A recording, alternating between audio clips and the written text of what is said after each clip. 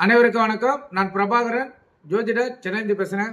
இப்போ நான் என்ன சொல்ல போகிறேன்னா, இந்த குழந்தை பாக்கியம் ஏற்படுத்தக்கூடிய சில வழிகளை சொல்கிறேன், கருத்தில் கொள்ளுங்க. இப்போ ஆண் பெண் இருவருடைய ஜாதகத்திலையும் 4ஆம் இடம் பாதிக்கப்பட்டிருந்தால் அவர்கள் குடியிருக்கும் வீட்டின் அமைப்பு வாஸ்துபடி இல்லாமல் பாதிக்கப்பட்டிருக்கும். அவற்றை முறையான வாஸ்துபடி சரி செய்து அமைக்கணும், கருத்தில் கொள்ளுங்க. அதே போல் ஜாதகர்கள் குடியிருக்க வீடு இந்த சின்ன சின்ன ரூமாக வச்சுருப்பாங்க. அது போலாம் இருந்தால் 100% அந்த வீடு வாஸ்துவால் பாதிக்கப்பட்டிருக்கும். பெட்டி பெட்டியாக கட்டி வச்சுருப்பாங்க. இருக்கிறது 600 ஸ்கொயர் ஃபீட் தான் இருக்கும். அதில் பார்த்தீங்கன்னா 6-7 ரூமுகளை போட்டு வச்சுருப்பார்கள். அது போலலாம் இருந்துச்சுன்னா 100% இந்த வாஸ்து பாதிக்கப்பட்டு இருக்கும், கருத்தில் கொள்ளுங்க. அதனாலேயும் திருமண தடை ஏற்படும். இப்போ நல்லா அகலமான வீட்டில் இருப்பாங்க. அவங்க வாஸ்து ஏற்கனவே கெட்டு போயிட்டுருக்கோம். அவங்கள் வாஸ்து அமைக்கிறேன்னு யாராச்சும் பேச்சை கெட்டுன்னு சின்ன சின்ன வீடாக, அதாவது சின்ன சின்ன ரூமாக பெட்டி பெட்டியாக அமைச்சிடுவாங்க. அது வாஸ்து பாதிக்கப்பட்டு இருந்தால் மட்டுமே அது போல் அமையும், கருத்தில் கொள்ளுங்க.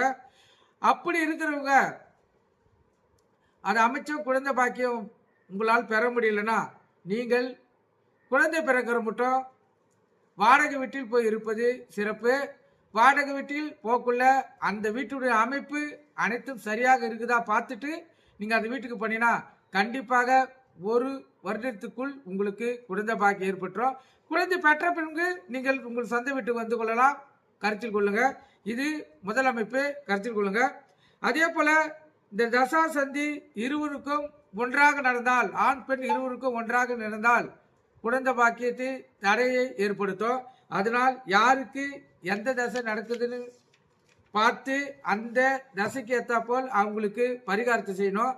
இல்லைன்னா 2 பேருக்கும் பொதுவான சுக்கிரன் பகவானை நினைத்து அவருடைய எண்ணிக்கை 6, அந்த அடிப்படையில் வெள்ளிக்கிழமையில் சென்று அவருக்கு 6 விளக்குகள் போட்டு, அதே போல் அவருக்கு உகந்தது வெள்ளி உலோகம், அந்த உலோகத்தை 6 வேலாகவோ இல்லை உங்களுக்கு பிடித்த குழந்தை உருவமாகவோ வாங்கி அதை கோயில் உண்டியில் போட்டால் குழந்தை பாக்கி பெறத்துக்கு உங்களுக்கு கைகூடி வரும், கருத்தில் கொள்ளுங்க.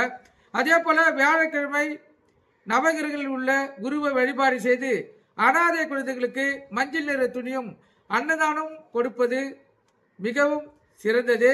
அதே போல் குரு ஸ்தானத்தில் உள்ளவர்களுக்கு குலதெய்வத்துக்கும் தங்கம் தானம் செய்வது மிக சிறப்பு, கருத்தில் கொள்ளுங்க.